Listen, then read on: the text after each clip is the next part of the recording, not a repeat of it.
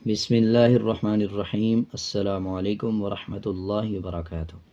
آج ہم سیکھیں گے سورۃ العصر مکمل تجوید کے ساتھ انشاءاللہ۔ اگر آپ پوری ویڈیو دیکھیں گے تو آپ کو جلدی سمجھ آ جائے گا، پڑھنے میں بھی آسانی ہوگی، اور اگر آپ آدھی ویڈیو دیکھیں گے، اسکپ کر کے دیکھیں گے، تو آپ کو آدھا ادھورا سمجھ آئے گا، پڑھنے میں بھی مشکل ہوگی۔ سورۃ العصر مکیہ، مکیہ کا مطلب کہ یہ سورہ مکہ میں نازل ہوئی۔ والعصر، لام کے اوپر جزم ہے۔ جزم کا مطلب ہوتا ہے کہ پچھلے الفاظ کے ساتھ ملا کے پڑھا جائے۔ اب پچھلے الفاظ دیکھیں، الف ہے، الف خالی ہے، اس کو چھوڑ دیں گے، پھر اس سے پچھلا الفاظ دیکھا جائے گا۔ واو ہے، واو کے اوپر زبر ہے، واو کو لام کے ساتھ ملا کے پڑھا جائے گا۔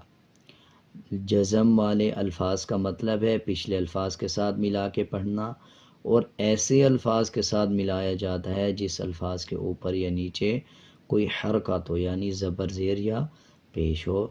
تو اب لام سے پہلے الف ہے، الف سائلنٹ ہے، اس کو چھوڑ دیں گے، واو کے ساتھ ملا کے پڑھا جائے گا۔ والعصر، آگے دیکھیں، صاد کے اوپر جزم ہے۔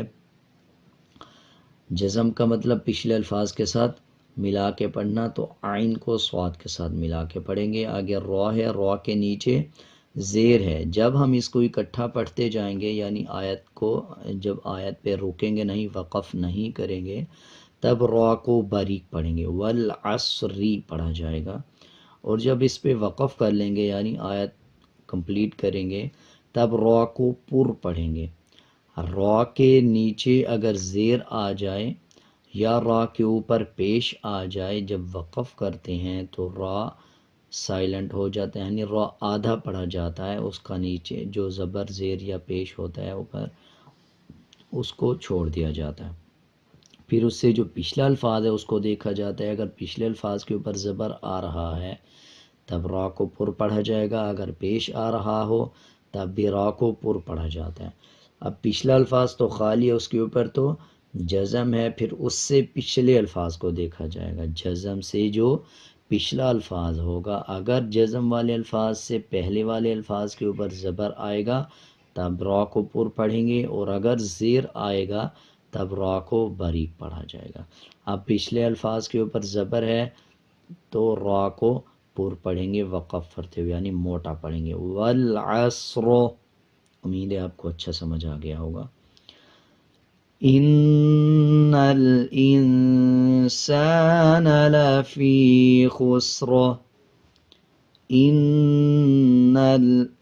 نون کے اوپر شد ہے۔ شد کا مطلب ہے جب نون اور میم کے اوپر شد آ رہا ہو تو غنہ کیا جائے، اور غننے کی آواز ناک سے آتی ہے۔ اسی طرح لام کے اوپر جزم ہے، جیسے پچھلے آیت میں سیکھا کہ جزم کا مطلب پچھلے الفاظ کے ساتھ ملانا، اور ایسے الفاظ کے ساتھ ملایا جائے جس کے اوپر زبر زیر یا پیش ہو۔ اب الف خالی ہے، اس کو چھوڑ دیں گے، پھر اس سے جو پچھلا الفاظ ہے نون، نون کے اوپر زبر ہے تو اس نون کو لام کے ساتھ ملا کے پڑھا جائے گا۔ آگے دیکھیں، یہ الف ہے، لام کے بعد الف کے نیچے زیر ہے۔ جب الف کے اوپر یا نیچے کچھ آ جائے تو الف حمزہ بن جاتا ہے، یعنی حمزہ میں بدل جاتا ہے۔ اب اس کو الف زیر ای نہیں پڑھا جائے گا بلکہ حمزہ زیر ای پڑھا جائے گا۔ تو حمزہ کو نون کے ساتھ ملائیں گے، حمزہ نون زیر ان۔ آگے دیکھیں، سین کے اوپر زبر ہے اور اس کے بعد الف آ رہا ہے۔ جب زبر کے بعد الف آ جائے تب 1 سیکنڈ لمبا کر کے پڑھا جاتا ہے۔ ان الانسان لفی خسر، لفی خسر، یا کے اوپر جزم ہے اور یا سے پہلے والے الفاظ کے نیچے زیر ہے۔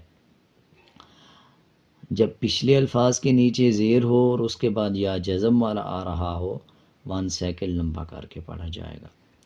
آگے دیکھیں، خسرین، جب وقف نہیں کریں گے، آیت پہ رکیں گے نہیں، خسرین پڑھا جائے گا اور را کو باریک پڑھا جائے گا۔ جب وقف کریں گے تو را کو پر پڑھیں گے۔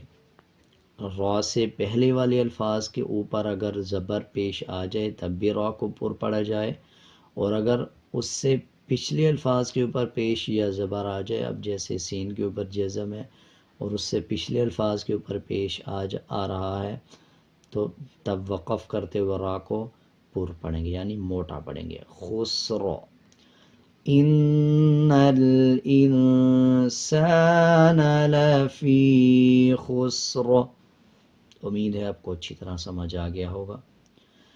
إِلَّا الَّذِينَ آمَنُوا وَعَمِلُوا الصَّالِحَاتِ وَتَوَاصَوْا إِلَّا الَّذِينَ آمَنُوا، لام کے اوپر شد ہے، شد کا مطلب ہوتا ہے پچھلے الفاظ کے ساتھ ملا کے پڑھنا، مضبوطی کے ساتھ ادا کرنا، اور اگر نون اور میم کے اوپر شد آ رہا ہو تو غنہ کرنا۔ اب لام کے اوپر شد ہے، پچھلے الفاظ کے ساتھ ملائیں گے اور مضبوطی کے ساتھ ادا بھی کریں گے، حمزہ لام زیر ال۔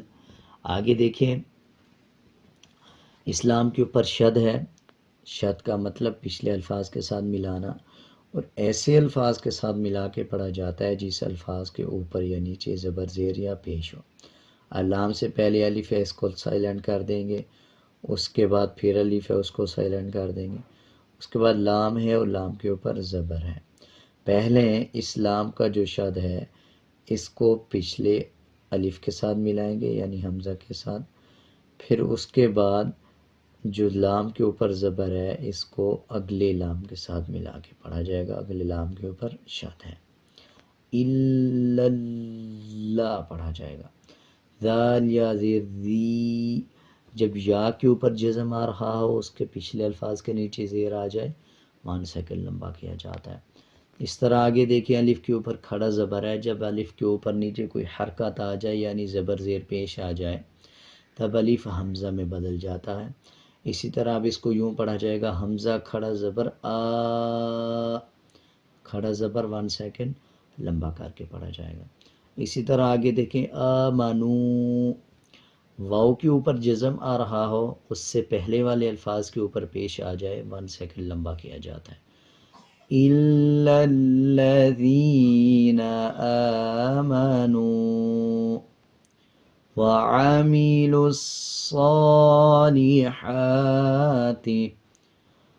صوت کے اوپر کھڑا زبر ہے 1 سیکنڈ لمبا کریں گے، اس لام کو اس صوت کے ساتھ ملا کے پڑھا جائے گا۔ شد کا مطلب کہ پچھلے الفاظ کے ساتھ ملانا اور ایسے الفاظ کے ساتھ ملانا جس الفاظ کے اوپر نیچے کوئی حرکت ہو یعنی زبر زیر پیش ہو۔ اب صوت سے پہلے لام ہے، سائلنٹ کر دیں گے، الف ہے سائلنٹ کر دیں گے، یہ الف ہے اس کو سائلنٹ کریں گے، آگے واؤ ہے اس کو بھی سائلنٹ کر دیں گے، اس لام کو اس صوت کے ساتھ ملائیں گے اور صوت کے اوپر کھڑا زبر ہے 1 سیکنڈ لمبا کریں گے، اسی طرح ہا کے اوپر کھڑا زبر ہے 1 سیکنڈ لمبا کریں گے۔ وَتَوَاصَوْا بِالْحَقِّ، واو کے اوپر زبر ہے اس کے بعد الف آ رہا ہے، جب زبر کے بعد الف آ رہا ہو 1 سیکنڈ لمبا کیا جاتا ہے۔ اسی طرح آگے دیکھیں، قاف کے اوپر شد ہے، مضبوطی کے ساتھ قاف کو ادا کریں گے اور پچھلے الفاظ کے ساتھ ملائیں گے، جب وقف کریں گے تو اس پہ قلقلہ کیا جائے گا، بالحق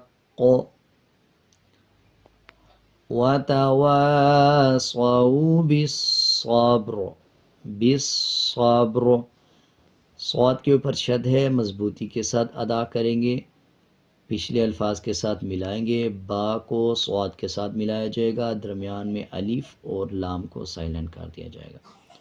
اسی طرح با کے اوپر جزم آ رہا ہے، قلقلہ کریں گے، جب را پہ وقف کریں گے تو را کو پر پڑھیں گے، وَتَوَاصَوْا بِالصَّبْرِ إِلَّا الَّذِينَ آمَنُوا وَعَمِلُوا الصَّالِحَاتِ وَتَوَاصَوْا